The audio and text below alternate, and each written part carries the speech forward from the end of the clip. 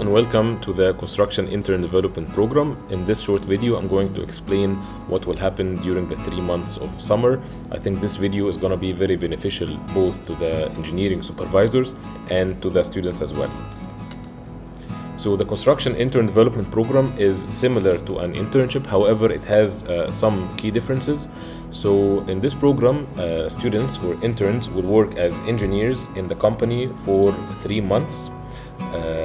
The only difference between this and an internship is that in the CIDP program, the faculty members will supervise or will coordinate this program, and we will visit the students and we will visit the supervising engineers on a bi-weekly basis.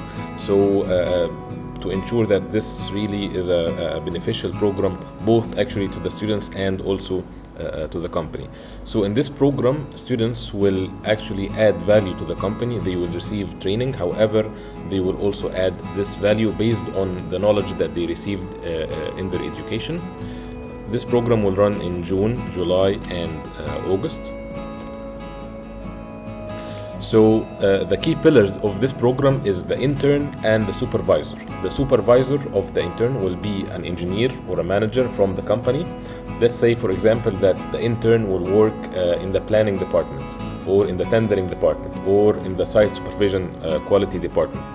So this intern, his or her supervising engineer, will be the person who is going to give him or her the daily tasks and the monthly tasks and the weekly tasks, and will ensure that these tasks are implemented. So the supervising engineer will train the student and will ask the student to implement certain tasks that are actually real tasks that will add value to the company, not just hypothetical ones. So this is the daily relationship, day-to-day tasks. Of course, the professors from AUC, we will be communicating with the supervisor and the intern.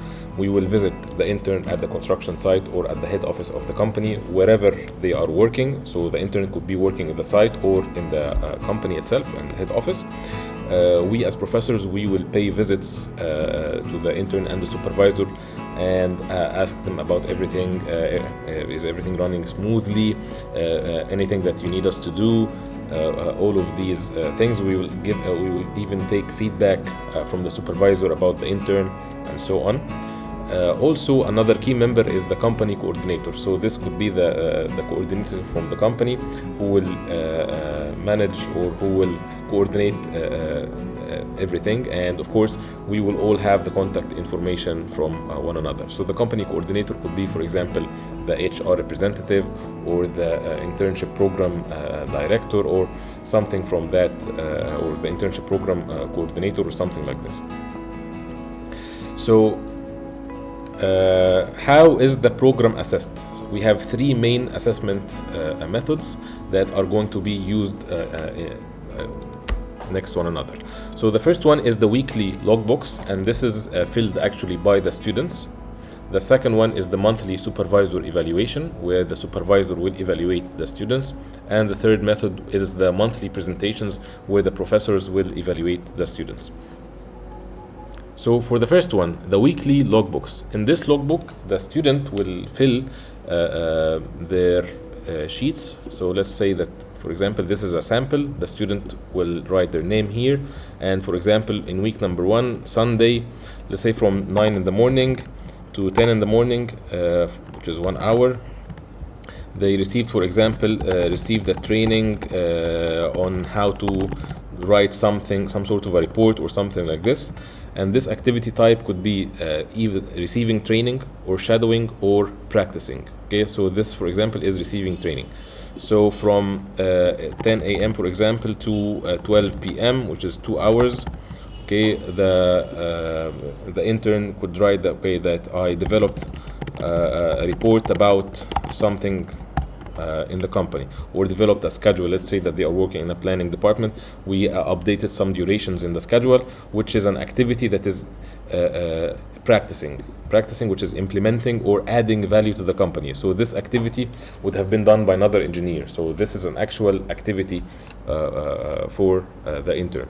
The third option is shadowing. Shadowing means that the student is not actually receiving a training from the supervisor, nor they are practicing. They are just in the shadowing. They are just attending a meeting, watching how things are done without interfering with the process. Okay, so we hope, or we actually plan, that most of the time would be in the practicing part.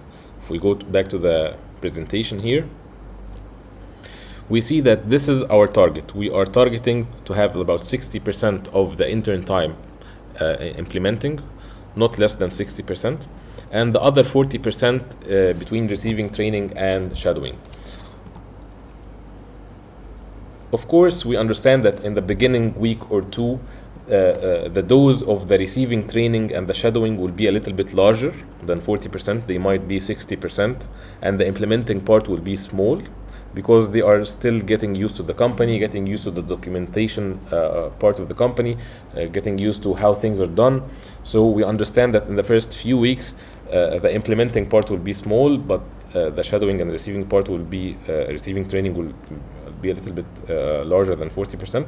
However, as weeks go by, as you can see here, we expect that the implementing part, or the adding value part, would be larger actually than the 60%. And this has been the case in the previous run of the CIDP program, where students actually, the companies actually relied heavily on the students to perform the tasks, and they were negotiating prices with the subcontractors, they were developing schedules, they were negotiating claims, all of these things, and we are very happy with the results, and we hope that this will be the case as well in this summer. The second assessment method is the supervisor evaluation, which is a form that is filled by the supervisor of the student. Okay, assessing the student based on several criteria: meeting requirements, ethics, quality of work, and they give the student a score from 0 to 5, and then they sign at the end, and they send this to the coordinator, which is myself, of the CIDP program from AUC.